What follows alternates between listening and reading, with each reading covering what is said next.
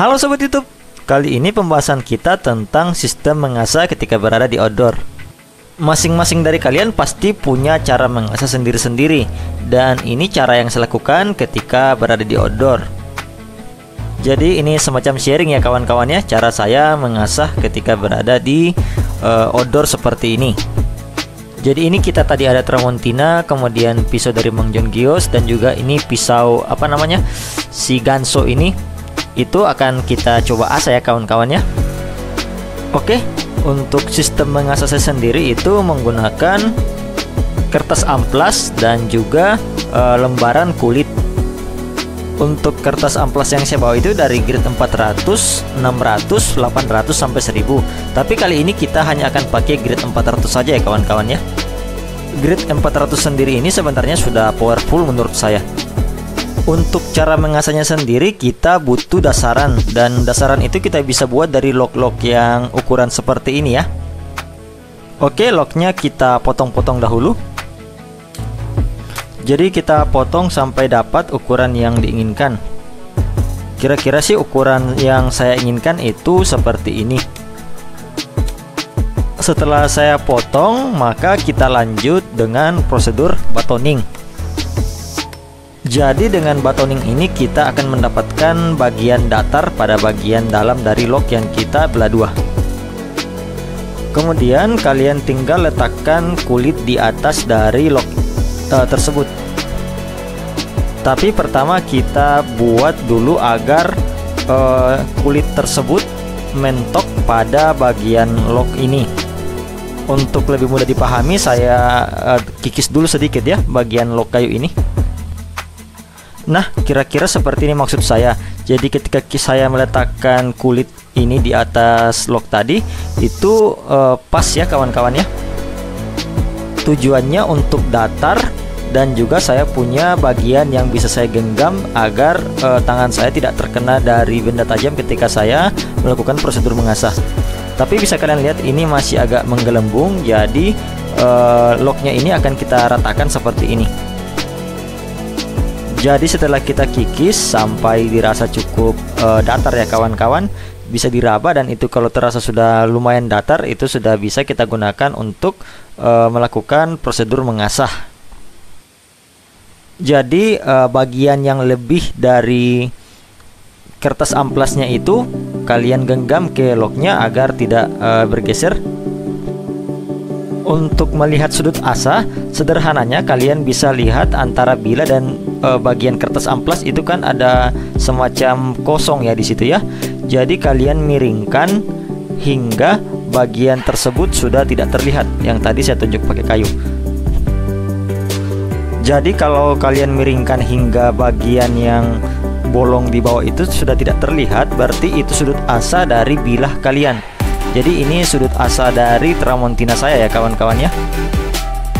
Setelah itu kalian tinggal maju mundurkan dan jaga jangan sampai goyang ya. Jadi konsistensi dari sudut ini kalian harus jaga agar sudut asahnya tidak melenceng ya.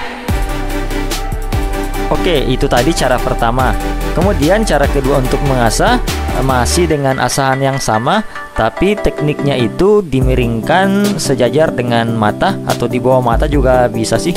Yang penting sih kalian bisa lihat jejak dari mata bilah dengan kertas amplas itu ketika digesekkan tidak keluar dari jalur, alias tetap konsisten ketika kalian gesekkan. Untuk arah sebaliknya kalian bisa intip dulu bagaimana kemiringannya. Ketika sudah dapat konsisten, jangan sampai berubah dengan kemiringan tersebut, dan konsisten kalian geruskan ke kertas amplas. Oke, kemudian ini cara ketiga ya kawan-kawan ya. Jadi ini masih tetap dengan kertas amplas dan kayu yang sama, tapi kali ini yang digerakkan itu adalah kayu dan kertas amplasnya dan bukan bilahnya. Seperti biasa kita keker dan kita miringkan. Ketika sudah tidak ada terlihat lubang, maka langsung kalian bisa untuk geruskan. Jadi tekniknya itu simple ya kawan-kawan ya. Jadi dikeker, dilihat antara kertas amplas dengan bila itu masih ada yang bocor atau tidak. Istilah saya sih ada yang bocor atau tidak. Jadi yang saya maksud bocor itu jarak antara mata bilah dengan kertas amplas itu masih ada kayak garis yang hitam di bawah itu. Tidak, kalau itu sudah tidak ada berarti itu mata asah. Maksud saya sudut asah dari bilah kalian. Trik ini sih berguna untuk konveks ya kawan-kawan ya. Soalnya selama ini bila saya konveks dan juga yang pakai micro bevel itu juga trik ini bagus untuk bila yang pakai micro bevel. Kalau untuk Scandi saya belum coba ya kawan-kawan ya. Soalnya itu Morakniv itu agak-agak sensitif kalau mau diasah. Setelah selesai kalian tinggal stropping pakai lembaran kulit. Sebenarnya cara saya ini tidak direkomendasikan ya untuk stropping karena bisa saja kena tangan saya. Hanya saja karena sudah terbiasa jadi saya tidak ragu-ragu untuk melakukannya karena sudah sering saya lakukan. Sebenarnya cara amannya itu seperti ini, dibalik ke lok kayu tadi. Jadi kita pakai bagian bundarnya. Jadi itu kan jaraknya jauh dari tangan ketika kita melakukan stropping.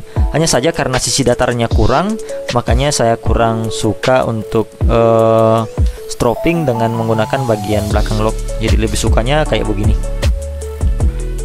Setelah selesai kalian bisa cek sudah tajam atau tidak. Sebenarnya kalau diraba itu sudah ketahuan kalau itu bilanya tajam atau tidak. Hanya saja agar teman-teman tahu ini sudah tajam atau tidak, seperti biasa kita akan cukur bulu kaki. Wah, ternyata kameranya terlalu di bawah ya kawan-kawan ya. Jadi tidak kelihatan ketika saya cukur di bagian atas. Tapi bisa kalian lihat sih itu bulu kaki bisa tercukur dengan parang tramontina yang telah kita asah. Jadi ini kita baru pakai grit 400 kemudian di stropping ya. Itu pun sudah hasilnya sudah seperti ini. Jadi saya sendiri sih kalau sudah seperti ini sudah malas lanjutin ke grit selanjutnya. Karena untuk ketajaman ini sudah sangat baik ya kawan-kawan ya kalau tajamnya sudah kayak begitu. Oke, kita lanjutkan dengan Puko dari Manggios. Oh, dan ada satu hal yang saya lupa tunjukkan. Jika kalian ingin mengasah bagian tipnya, kalian gunakan bagian ujung-ujungnya saja untuk mengasah bagian yang melengkung itu alias tipnya.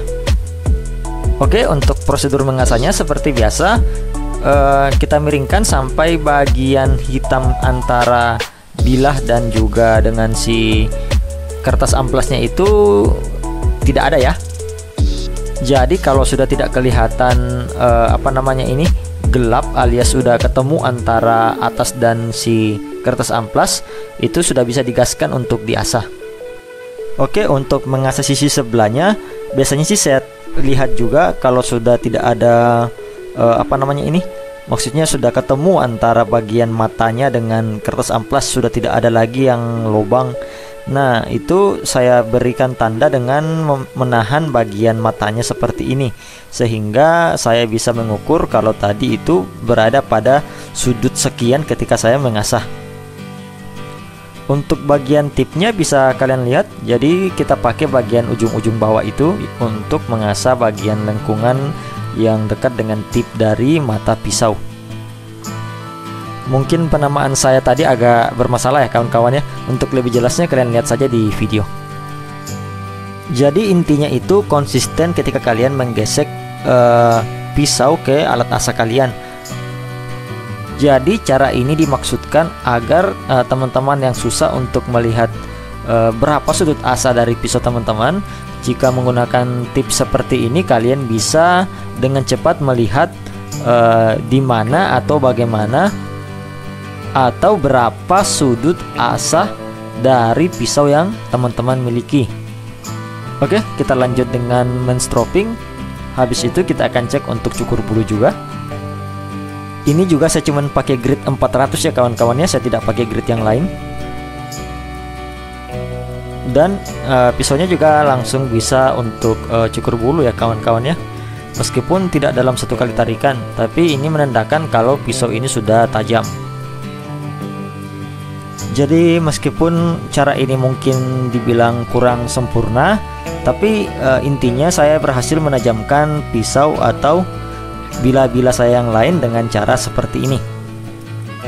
Dan bagi saya sendiri ketajaman seperti ini sudah sangat cukup ya kawan-kawannya, jika hanya untuk bermain-main dengan kayu. Oke, yang terakhir kita coba itu pisau ganso.